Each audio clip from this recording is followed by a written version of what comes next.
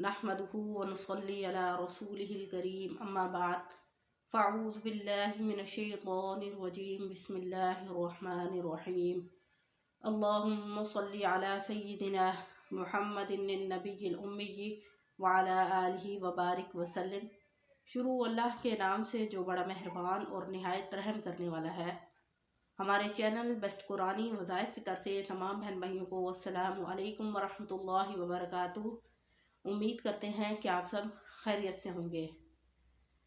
तो मोमिन की ये पहचान है कि मोमिन पर जब भी कोई मुसीबत, कोई तकलीफ़ या मुश्किल पेश आती है तो मोमिन का ईमान बहुत ज़्यादा मजबूत हो जाता है बजाय ईमान कमज़ोर होने के, क्योंकि वो अपने रब पर पुख्ता ईमान रखता है कि जब भी उस पर कोई मुसीबत, कोई तकलीफ़ या कोई परेशानी आती है तो उसकी ईमान की जो पावर है, जो ताकत है, वो और ज़्यादा मजबूत हो जाती है।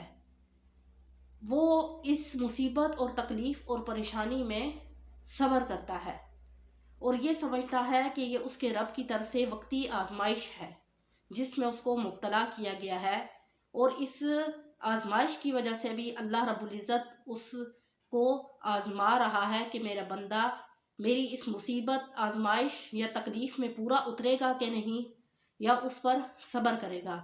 बल्कि जो असल मोमिन होता है उसकी ये पहचान होती है कि जब भी उस पर कोई मुसीबत, कोई तकलीफ़ आती है तो वो उस पर सब्र करता है।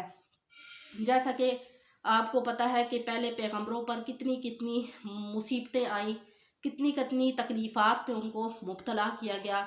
जैसा कि हज़रत यूनुस अलैहिस्सलाम को 40 दिन मछली के पेट में रखा गया, लेकिन उन्होंने सब्र किया। और इसी तरह आप सल्लल्लाहु अलैहि वसल्लम को कुफ़ारे मक्का ने पत्थर मारे, लेकिन उन्होंने सब्र किया। उन्होंने कभी भी अपनी कौम को बद्दुआ नहीं दी, हमेशा दुआ दी। तो बहुत बड़े बड़े पैगंबरों की मिसालें मौजूद हैं जिन्होंने सब्र किया। जैसा कि हज़रत यूसुफ़ अलैहिस्सलाम, जब उनके भाइयों ने उनको कुआं में फेंक दिया तो तब भी उन्होंने सब्र किया, और अल्लाह ने इस सब्र का अजर उनको बढ़ा चढ़ा के दिया। तो आप देखें कि जब भी इंसान पर कोई मुसीबत, कोई तकलीफ़ या कोई परेशानी आती है तो अगर वो इस बात को मद्देनज़र रखे कि ये मेरे रब की तरफ से है और मुझे उसकी रज़ा में राज़ी रहना चाहिए, तो जब इंसान दिल में ये गुमान कर लेता है कि मुझे इस पर सब्र करना है, इस मुसीबत पर, इस तकलीफ़ पर मुझे सब्र करना है, और मुझे अपने रब की रज़ा में राज़ी रहना है, तो अल्लाह ताला उसको इसका अजर भी अता करते हैं और अल्लाह ताला उसे साबित कदम रखते हैं और उसके सब्र का उसको भी अजर मिलता है। और इसमें एक तो दूसरी चीज़ होती है कि मोमिन का ईमान और ज़्यादा मजबूत हो जाता है, अपने रब पर और ज़्यादा उसका ईमान पुख्ता हो जाता है। वो अपने रब की तरफ बढ़ चढ़ के रुजू करता है। अगर वो पहले थोड़ा करता था तो अब वो बढ़ चढ़ के अपने रब की तरफ रुजू करता है और उससे अपनी दिल की जितनी भी परेशानी है उसको शेयर करता है। मोमिन और काफिर की यही पहचान है कि मोमिन जो है, जब वो उसे मुसीबत या तकलीफ़ या परेशानी में उसको मुब्तला किया जाता है तो वो फ़ौरन अपने रब की तरफ रुजू करता है, जबकि काफिर वो दुनिया की तरफ दौड़ता है। यही असल मोमिन और काफिर के अंदर फ़र्क है। तो आज का जो वजीफ़ा मैं आपको बताने लगी हूँ वो हर मुश्किल और हर परेशानी और हर मुसीबत में सब्र के लिए है कि जब भी किसी मुसलमान बहन भाई पर घर में कोई भी तकलीफ़, कोई भी मुसीबत या कोई भी परेशानी आ जाए तो वो उस पर सब्र करे। सबसे पहले सब्र करे, अपने पहले पैगंबरों की बातें अपने दिमाग में रखे कि उन्होंने कैसे सब्र किया, क्या वो भी हमारी तरह इंसान ही थे। जब वो सब्र कर सकते हैं तो हम सब्र क्यों नहीं कर सकते। अल्लाह ताला बंदे को सब्र तो ज़रूर देता है, लेकिन उसके लिए भी एक वक्त थोड़ा सा लगता है।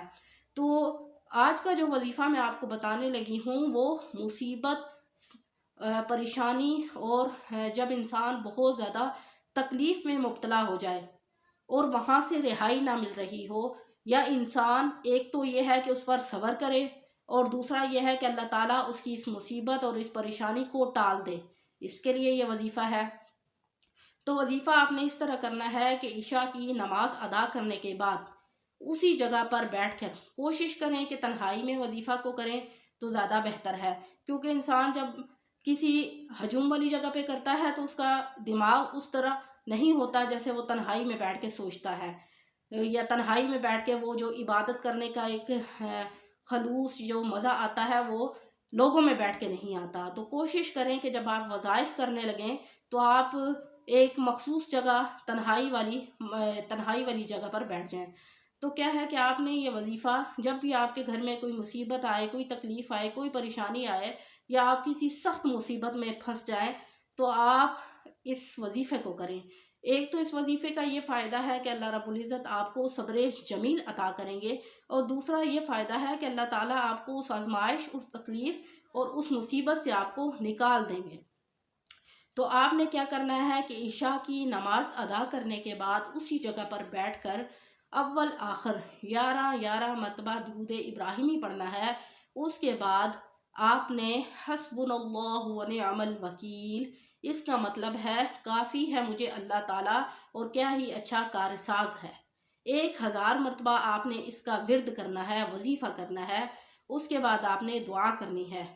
تو اس کا مطلب ہے کہ اللہ تعالیٰ ہی مجھے کافی ہے اور کیا ہی اچھا کارساز ہے، یعنی وہی سارے معاملات کو طے کرنے والا ہے، اور وہی سب کا مالک اور خالق ہے، اور وہی ہمارا کارساز ہے۔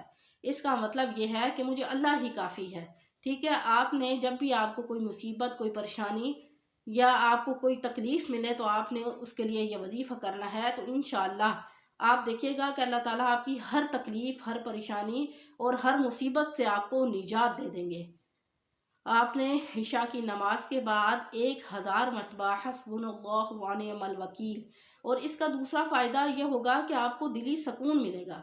جب آپ اس وظیفے کو کریں گے تو اللہ رب العزت کی طرف سے آپ کے دل کو ایک سکون ملے گا۔